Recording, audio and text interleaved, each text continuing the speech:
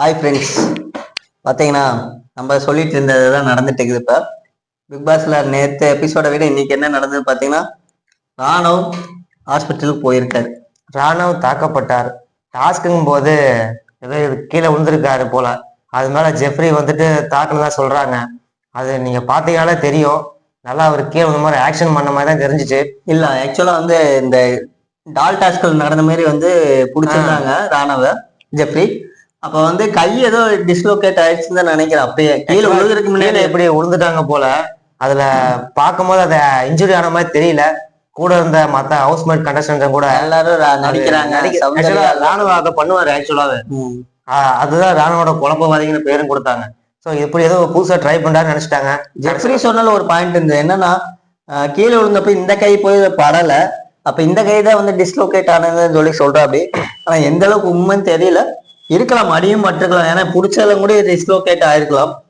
கடைசியில விஜய் டிவில அபிஷியலாவே அவர் ராணுவுக்கு டாக்டரை கொண்டு கையில கட்டுப்போட்டு அனுப்பிட்டாங்க. எனக்கு தெரிஞ்ச ஒண்ணு ராணுவ வந்து ஒன்னு 3 வாரத்துக்கு வந்து விளையாடக்கூடாதுன்னு சொல்லி டாக்டர் சொல்லியிருக்காங்களாமா.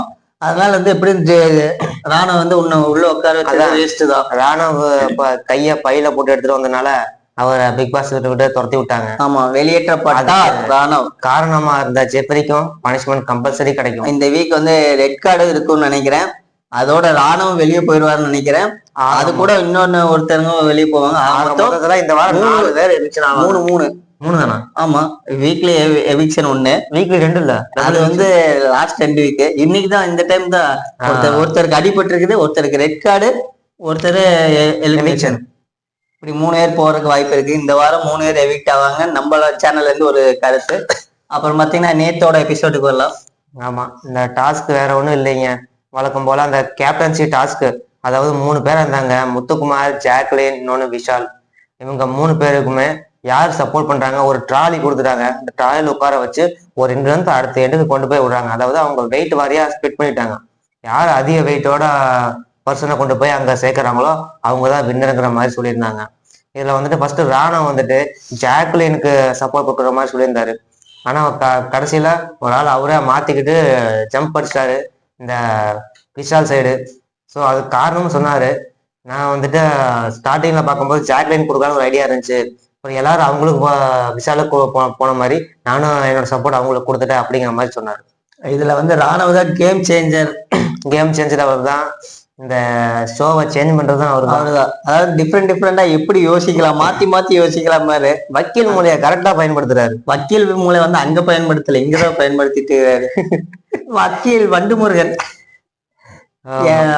கோட்டால அவர்களே பிக் பாஸ்ல ஒரு வண்டுமுருகன். ஆமா, எவ்வளவு நேக்க எண்ணி உள்ள கொண்டு வந்துட்டு பார்த்து அந்த மாதிரி உள்ள கொண்டு வந்துட்டாங்க ராணுவ. அதுக்கப்புறம் இது நடந்தாலும் நாமினேஷன் நடக்குது. நாமினேஷன் நம்ம ஆல்ரெடி நேற்று சொல்லியிருந்தோம். சௌந்தர்யாவுக்கும் ஜாக்லினுக்கு ஒரு சண்டை நடந்தது. அதுதான் நேற்று நடந்தது. பாத்தீங்கன்னா என்னன்னு பாத்தீங்கன்னா, சௌந்தர்யா வந்து நாமினேட் பண்றாங்க.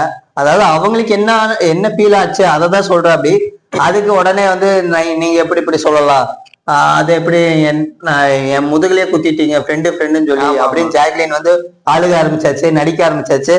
அதுக்கப்புறம் வந்து எல்லாரும் வந்து இல்ல சௌந்தர்யா பண்ண கரெக்டுன்னு சொன்னா, இல்ல நான் வந்து அப்படி சொல்ல வரல, முதுகு குத்துனேன்னு சொல்ல வரல அப்படின்னு வந்து மறுபடியும் மாத்தி பேச ஆரம்பிச்சிட்டாங்க ஜாக்லின். அவங்களோட கேம் பிளே அவங்க ஸ்டார்ட் பண்ணிட்டாங்க. ஆமா, சௌந்தர்யா வந்து தனியா விளையாட ஆரம்பிச்சிட்டாங்க. அப்புறம் இந்த டாஸ்க்ல வந்துட்டு முத்துக்குமார் ஒரு சின்ன வார்த்தை சலசலப்பா கொஞ்சம் போச்சு. இருந்தாலுமே அடுத்ததை ஃபாலோ பண்றதுக்காக நம்ம இந்த டாஸ்க் கொண்டு வந்துட்டானுங்க. அதாவது இந்த வாரம் க்ரோசரி பாத்தீங்கன்னா என்ன டாஸ்க்குங்க, ஒரு பிஸ்கட் இப்படி கண்ணு மேல வச்சுட்டு நெத்தி மேல வச்சுட்டு அதை வந்து கையில தொடாம எந்த உதவி இல்லாம அப்படியே நம்ம ஸ்கின்னை யூஸ் பண்ணியே வாய்க்கு போய் எடுத்து சாப்பிடணும்னு சொல்லிட்டு இதுல வந்துட்டு ஒரு சின்ன காமெடி என்னன்னா ராணுவ தான் வழக்கம் போல. ஏன் ராணுவ பிஸ்கட் காலில் விழுந்து அடிபட்டுருச்சா? பிஸ்கட் அப்படி விடுதா கூட பரவாயில்ல. இல்ல அப்படின்னு அடிப்பார்ல, பிஸ்கட் காலில் விழுந்துச்சு காலில் அடிபட்டுருச்சு சொல்லுவாரு. அவரு பண்ணக்கூடிய ஆள் தான். அவருக்கு மட்டும் இங்க கழுத்துல இந்த டேட்டா போட்ட மாதிரி இங்க வந்துருச்சு. அப்படியே வச்சு வாய்க்குள்ள போகாம பார்த்துட்டே இருந்தாரு. இப்ப சௌந்தர்யாவுக்கும் வாய்க்குள்ள போயிடுச்சு. ஆமா, சௌந்தர்யாவுக்கு போயிடுச்சு. ஜாக்கிரேன்னு இவங்களுக்குலாம் போல, மஞ்சரிக்கெல்லாம் போல, அருணுக்கு போல. ஆக்சுவலா இந்த இதை வச்சுட்டு இந்த வீக்குக்கான கிளாஸரி வந்து வாங்கிட்டாங்க. ஆல்மோஸ்ட் 4000 ரூபாய் அதுக்கு வாங்கிட்டாங்க. அப்புறம் பாத்தீங்கன்னா வேற எதுவும் நடக்கல. இந்த வீக் வந்து நம்ம சொன்னதுதான், கன்வேயர் டாஸ்க் நடக்குது. இந்த வீக் வந்து அதாவது போன வீக்கு, அதாவது அதுக்கு முன்னாடி வீக் இந்த டால் டாஸ்க் இதை விட வந்து மோசமா இருக்கும் கன்வேயர் டாஸ்க். நம்மளுக்கு தெரியும் ப்ரீவியஸ் பிக் பாஸ்ல கன்வேயர் டாஸ்க் வந்து எப்படி அடிச்சுக்குவாங்க, போய் புடுங்கி எடுக்கணும் அந்த இடத்துல இருந்து. அப்ப வந்து கம்பல்சரி சண்டை வரும். இதுல வந்து ராணுவ வந்து அடிபட்டுருச்சு, ராணுவ இல்ல.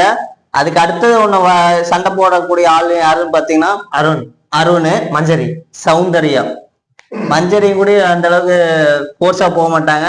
இந்த வாரம் வந்து ஒரே ரணகலமா இருக்கும்னு நினைக்கிறேன். ஆக மொத்தம் ரெட் கார்டு கன்ஃபார்ம் இருக்கு இந்த வாரம். இந்த வீக் கன்ஃபார்ம் ரெட் கார்டு யாருக்கும் ஒருத்தவங்களுக்கு தரப்படும். அது போக 3 எவிக்ஷன் இருக்கும். அதுதான் நம்மளோட ப்ரெடிக்ஷன். ஓகே ஃப்ரெண்ட்ஸ், பாய்.